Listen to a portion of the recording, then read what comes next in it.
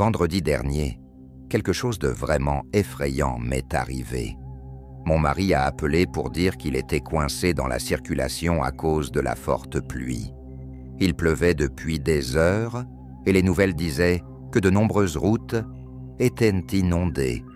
Il rentre habituellement à la maison vers 18 h.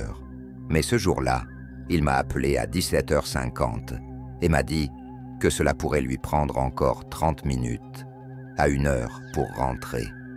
J'ai dit d'accord et je lui ai dit de conduire prudemment. Après avoir raccroché, j'ai continué ma soirée, rangeant la cuisine et me préparant à faire le dîner. Environ 10 minutes plus tard, j'ai entendu la sonnette. C'était étrange, car mon mari venait de dire qu'il serait en retard. Qui cela pouvait-il être? Je suis allé à la porte et j'ai entendu mon mari appeler mon nom. « Hé, c'est moi, ouvre !» Mais quelque chose n'allait pas. Sa voix était la même, mais il y avait un ton étrange, comme s'il essayait trop de paraître normal. J'ai regardé par le Judas et je l'ai vu debout là. Il ressemblait exactement à lui. Même vêtements, même visage. Il était trempé par la pluie, l'air un peu agacé et froid. Mais quelque chose dans ses yeux ne semblait pas correct. Je ne sais pas comment l'expliquer, mais cela m'a donné un mauvais pressentiment. J'ai appelé. « Tu n'as pas dit que tu étais coincé dans la circulation ?» Il y a eu une pause, puis il a dit « Oui, mais le trafic s'est dégagé. Ouvre la porte, il fait froid dehors. » Je n'ai pas bougé. Mon cœur battait la chamade. J'ai demandé « Pourquoi n'as-tu pas appelé pour dire que tu étais proche de la maison ?» Il a encore marqué une pause, puis il a commencé à frapper plus fort. « Allez, ouvre, cette pluie est terrible. » Sa voix semblait plus désespérée, mais elle avait toujours ce ton étrange. Je me suis éloigné de la porte et j'ai pris mon téléphone. J'ai appelé mon mari. Le téléphone a sonné quelques fois, puis il a décroché. « Hé, quoi de neuf ?» J'ai chuchoté. « Où es-tu ?»« Je suis toujours dans la circulation, » a-t-il dit. « Pourquoi ?» J'ai senti un frisson me parcourir le dos.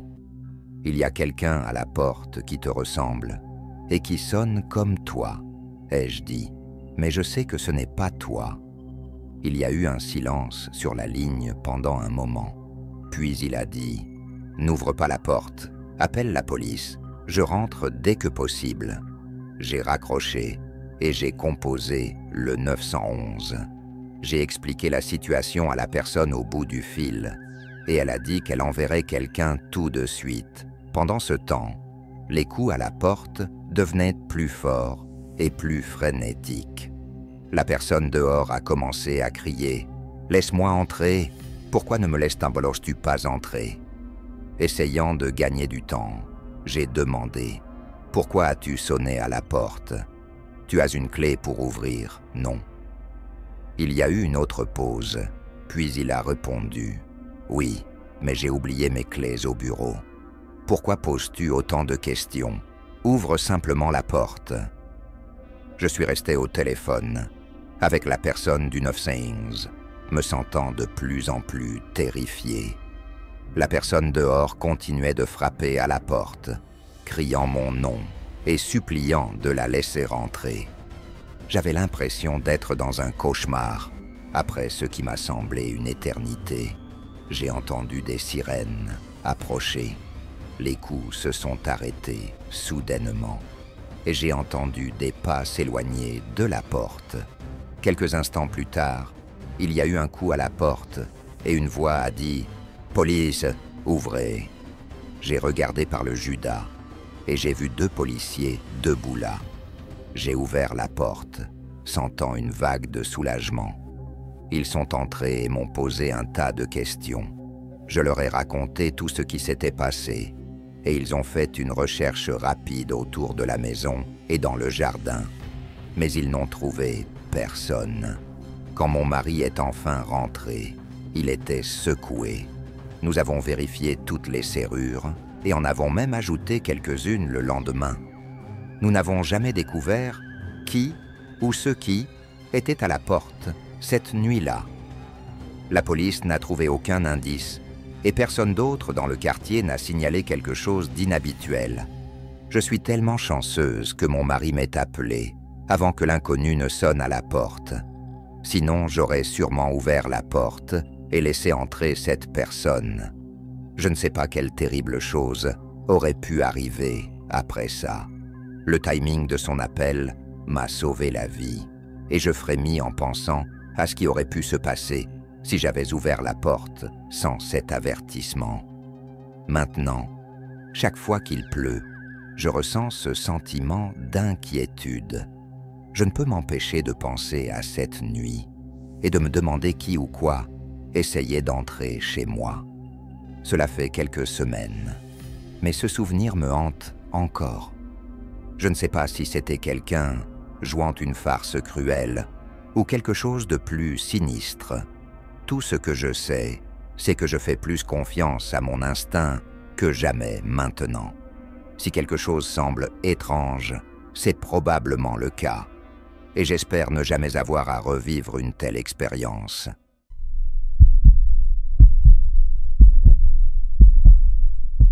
C'était une de ces nuits où la tempête semblait avoir une rancune personnelle contre ma maison. La pluie tombait à torrents, et le vent hurlait comme s'il essayait d'arracher le toit. Les éclairs étaient aussi fréquents qu'on aurait dit qu'une lumière stroboscopique était installée devant mes fenêtres, et le tonnerre secouait les murs toutes les quelques secondes.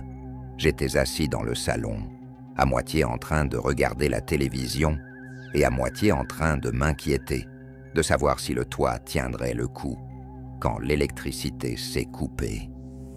L'obscurité soudaine était choquante et j'ai instinctivement cherché mon téléphone. La lueur de l'écran offrait peu de réconfort et je me suis reproché d'avoir oublié où j'avais mis les lampes de poche.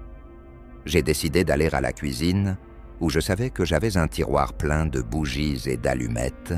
Alors que je me déplaçais dans la maison sombre, la tempête semblait s'intensifier, chaque coup de tonnerre plus fort et plus proche que le précédent. J'ai finalement atteint la cuisine, mais en fouillant dans le tiroir, une pensée m'a frappé.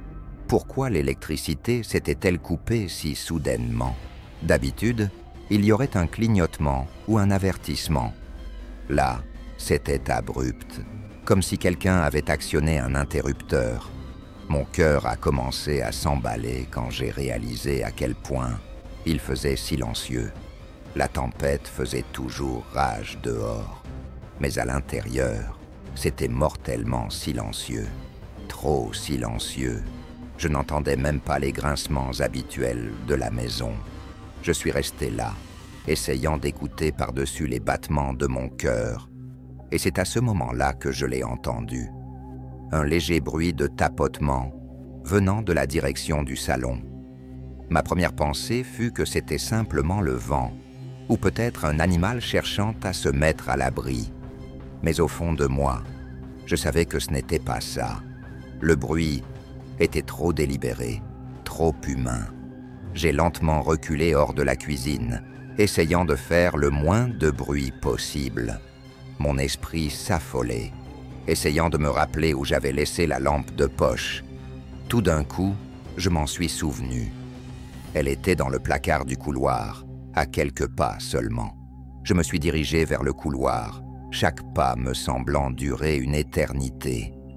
J'étais presque au placard quand j'ai entendu un autre bruit, un clic doux, comme une porte qui se ferme. Mon estomac s'est noué et je me suis figé. Il y avait définitivement quelqu'un dans la maison.